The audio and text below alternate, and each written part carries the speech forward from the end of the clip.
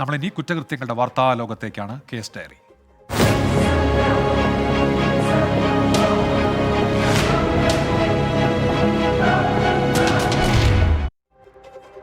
പ്രിയപ്പെട്ട പ്രേക്ഷകരെ, ഒരു തിരോധാന വാർത്തയിലേക്കാണ് നമ്മൾ പോകുന്നത്. മലപ്പുറം പള്ളിപ്പുറത്ത് നിന്ന് പ്രതിശ്രുതവരൻ വിഷ്ണുജിത്തിനെ കാണാതായിട്ട് 5 ദിവസം.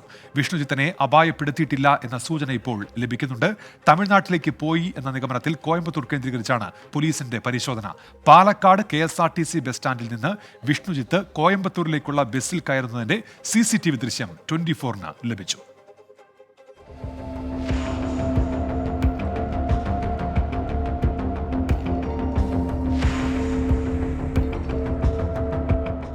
വിഷ്ണുജിത്തിന്റെ തിരോധാനത്തിൽ ഏറ്റവും നിർണായകമായ CCTV ദൃശ്യങ്ങളാണ് ഇന്ന് രാവിലെ 24 പുറത്തുവിട്ടത്.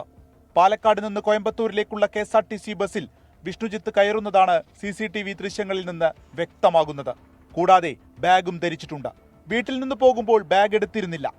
കോയമ്പത്തൂരിൽ എത്തിയിട്ടുണ്ടാകാമെന്ന നിഗമനത്തിൽ മലപ്പുറത്ത് നിന്ന് പോയ പോലീസ് സംഘം തമിഴ്നാട് പോലീസിന്റെ സഹായത്തോടെ വ്യാപക തിരച്ചിൽ തുടരുകയാണ്.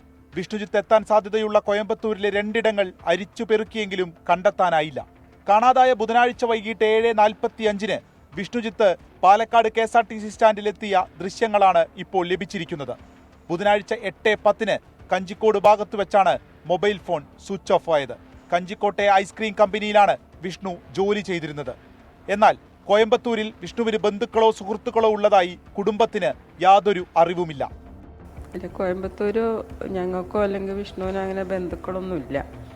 പിന്നെ സുഹൃത്തുക്കൾ അവന് ഉള്ളതായിട്ട് എൻ്റെ അറിവിലില്ല. ഞങ്ങളറിവില്ല, ആർക്കും അറിയില്ല. അവിടെ ഞങ്ങൾക്ക് അങ്ങനെ ആരും ബന്ധുക്കളോ സുഹൃത്തുക്കളോ ഒന്നുമില്ല. ഇന്നലെ നടക്കേണ്ടിയിരുന്ന വിവാഹത്തിനു വേണ്ടി എല്ലാ ഒരുക്കങ്ങളും പൂർത്തിയായപ്പോഴാണ് ഇപ്പോൾ വരാമെന്ന വാക്കും നൽകി വിഷ്ണുജിത്ത് വീട്ടിൽ നിന്ന് ഇറങ്ങിയത്. 1 ലക്ഷം രൂപ കൂട്ടുകാരന്റെ കയ്യിൽ നിന്ന് കടം വാങ്ങിയതെല്ലാം വീട്ടുകാർ അറിയുന്നത് പോലും പിന്നീടാണ്. ഫ്രണ്ട് പറഞ്ഞിട്ടുള്ള അറിവാണ്, അല്ലാണ്ട് വിഷ്ണുവിൻ്റെ ഇതൊന്നും ഞങ്ങൾക്ക് യാതൊരു വിവരവും ലഭിച്ചിട്ടില്ല. അവൻ്റെ കൂട്ടുകാരൻ പറഞ്ഞിട്ടുള്ള അറിവ് മാത്രമേ ഉള്ളൂ. ഇപ്പം അതിൻ്റെ സത്യാവസ്ഥ എന്താണെന്നുള്ളത് അവനെ കണ്ടു കിട്ടിയാൽ അറിയുള്ളൂ. വിഷ്ണുവിന്റെ കയ്യിലുണ്ടായിരുന്ന ബാഗിൽ പണമാണ് എന്ന നിഗമനത്തിലാണ് പോലീസ് ഉള്ളത്. അത് മറ്റാർക്കെങ്കിലും നൽകാനാണോ തുടങ്ങിയ കാര്യങ്ങളിലെല്ലാം വ്യക്തത വരണം. വിഷ്ണുവിന്റെ സാമ്പത്തിക ഇടപാടുകളെക്കുറിച്ചും പോലീസ് അന്വേഷിക്കുന്നുണ്ട്.